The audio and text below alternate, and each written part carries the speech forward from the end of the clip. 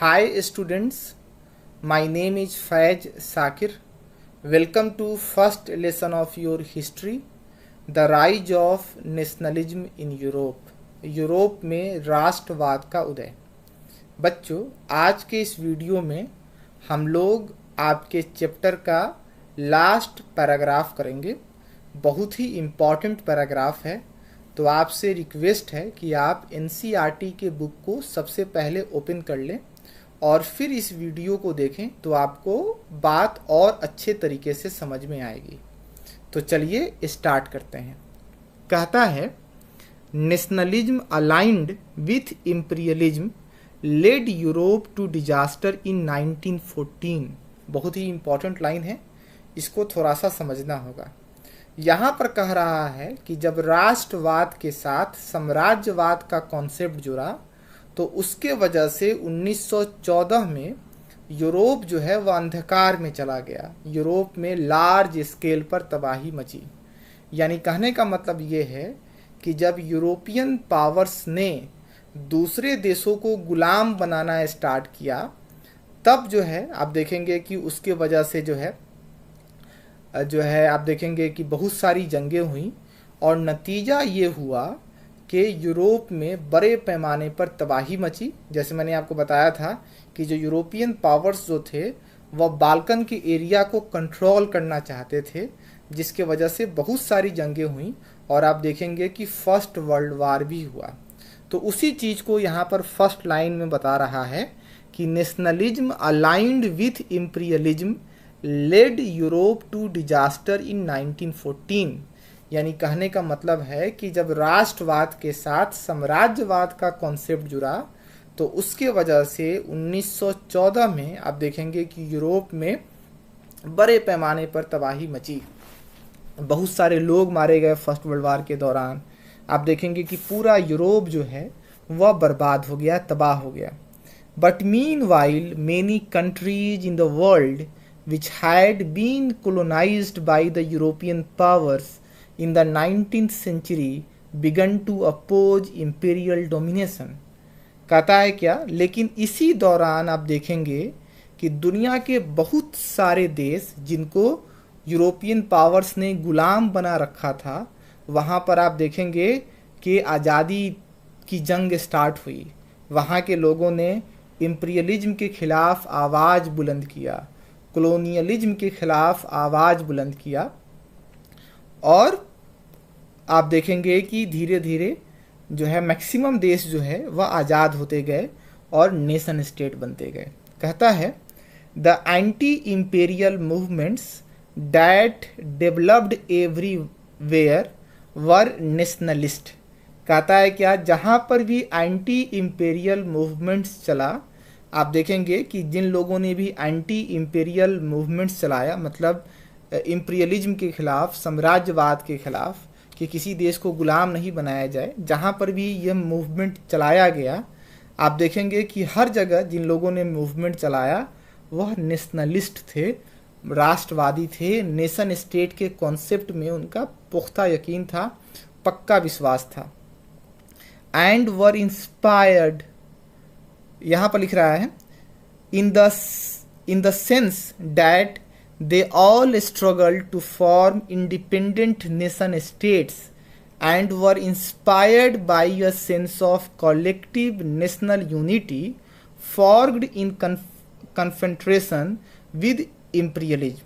कहता है कि आप जो लोग भी जो है एंटी इम्पेरियल या एंटी कॉलोनियलिज्म मूवमेंट चला रहे थे, एक तो वह राष्ट्रवादी थे, दूसरा ये कि वह जो है इंडिपेंडेंट नेशन स्टेट को बनाने के लिए संघर्ष कर रहे थे। वह जो है कलेक्टिव आइडेंटिटी के कॉन्सेप्ट में बिलीव करते थे। उनका ये मानना था कि देश के अंदर जितने भी लोग हैं सब जो हैं कहीं ना कहीं जो है वह एक सूत्र से जो है बंधे हुए हैं। वह जो है कोशिश कर रहे थे कि sense of collective national unity को डेवलप किया जा सके ताकि तमाम लोग एक साथ मिलजुल कर रहें। European ideas of nationalism were nowhere replicated. कहता है कि आप जिन देशों में जो है एंटी इम्पेरियल मूवमेंट चलाया गया या एंटी कॉलोनियल मूवमेंट चलाया गया, वहाँ पर आप देखेंगे कि जब वो देश आज़ाद हुए तो वहाँ पर यूरोप का जो नेशन स्टेट का कॉन्सेप्ट था उसको नहीं अपनाया गया। ठीक है, इस चीज़ को बता रहा है।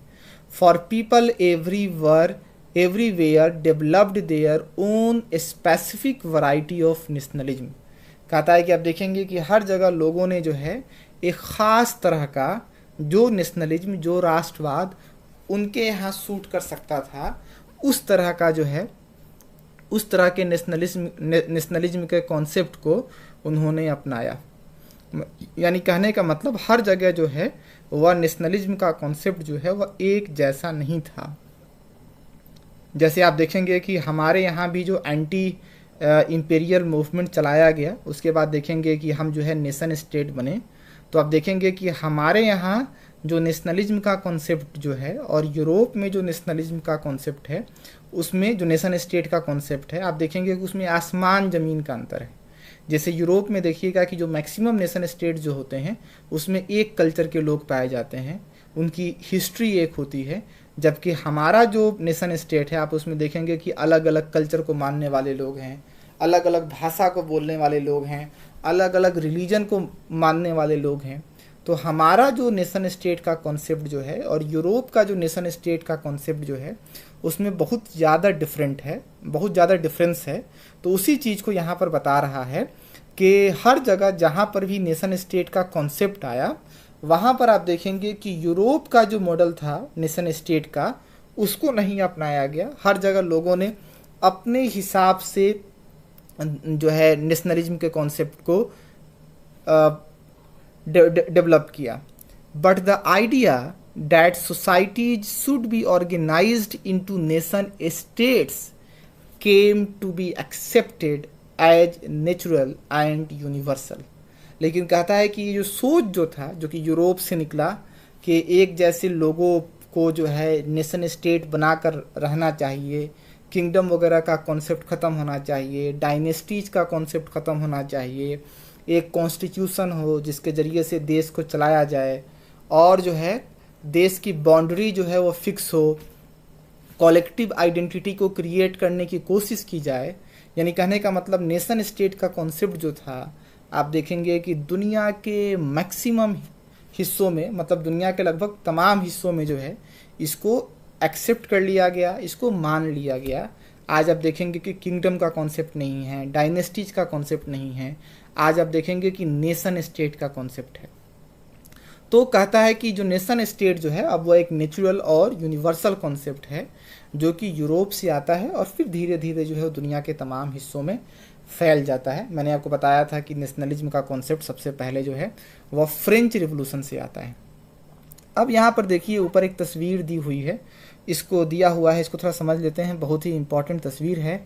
कहता है कि फिगर 20 है, a map celebrating the British Empire. कहता है कि जो ब्रिटिश साम्राज्य जो था, जो हुकूमत बरतानिया था, आप देखेंगे कि उसको जो है यहाँ पर जो है सेलिब्रेट किया जा रहा है, उसका जश्न मनाया जा रहा है। कहता है कि at the top angels are shown carrying the banner of freedom. कहता है कि आप मैप के ऊपर में देखिए, आपको एंजल्स दिखाई दे रही होंगी, 1 2 3 एंजल्स आपको दिखाई दे रही होंगी।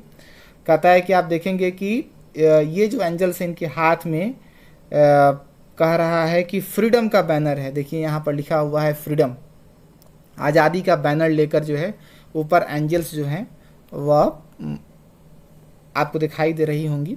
In the foreground Britannia, it's not Britannia, it's Britannia Britannia the symbol of the British nation is triumphantly sitting over the globe. आपका कहता है कि फिर आप नीचे अगर जमीन आप देखें जो है ग्लोब पर, मतलब जो ग्लोब जो है उस पर जो है ब्रिटानिया, जैसे आप देखिएगा फ्रांस को वह मैरियान से रिप्रेजेंट किया जाता था, या आप देखेंगे कि जर्मनी को जर्मेनिया से रिप्रेजेंट किया जाता था, उसी तरह से ब्रिटेन जो नेशन स्टेट जो था उसको ब्रिटानिया से रिप्रेजेंट किया जाता था। तो आप इस तस्वीर में देखेंगे कि ग्लोब पर ब्रिटानिया जो है वह बैठी हुई है, जो है जश्न जो है मना रही है। कहता है क्या, the colonies are represented through images of tigers, elephants, forests and primitive people. कहता है कि जो कॉलोनीज हैं उनको जो है दर्शाया गया है टाइगर के इमेज से, एलिफेंट, फॉरेस्ट और वैसे लोग जो पिछड़े हुए हैं उनके इमेज से कॉलोनीज को दर्शाया गया है, जहाँ पर ब्रिटेन जो है वो हुकूमत किया करता था। वहाँ के लोगों को इस तरह से दर्शाया गया है। The domination of the world is shown as the basis of Britain's national pride. और कहता है कि इस तस्वीर में जो है जो इम्पीरियलिज्म है, जो साम्राज्यवाद है, उसको जो है एक प्राइड के तौर पर दर्शाया गया है। यानी बताने की कोशिश की गई है कि देखिए ब्रिटेन जो है दुनिया के अलग अलग हिस्सों पर जो रूल कर रहा है वह बहुत अच्छा है, वह ब्रिटेन के लोगों के लिए फ़ख्र की बात है, वह ब्रिटेन के लोगों के लिए गर्व की बात है। तो उम्मीद है कि हमने इस चैप्टर को जो पढ़ा है वह आपको अच्छे तरीके से समझ में आया होगा। थोड़ा सा डिफ़िकल्ट चैप्टर था, मैंने डिटेल में आपको पढ़ाया है, लाइन बाय लाइन पढ़ाया है। तो आप जो है जहाँ पर समझ में नहीं आया होगा आप उस वीडियो में जाएं और उसको एक बार फिर से रिपीट करके देखें, बार बार इस लेसन को आप पढ़ें, तब आपको ये लेसन जो है अच्छे तरीके से समझ में आएगा। अगले वीडियो में हम लोग जो है सिविक्स स्टार्ट करेंगे। अभी हमने ज्योग्राफी का फर्स्ट चैप्टर कंप्लीट किया है और ये आपका हिस्ट्री का फर्स्ट चैप्टर था, कुछ बहुत ज़्यादा लंबा हो गया। तो हम लोग जो है अगले वीडियो में सिविक्स स्टार्ट करेंगे, सिविक्स का फर्स्ट लेसन स्टार्ट करेंगे, पावर शेयरिंग। तब तक आप अपना ख्याल रखें, स्वस्थ रहें, खुश रहें। That's all, thank you. Video देखने के लिए बहुत बहुत शुक्रिया, बहुत बहुत धन्यवाद।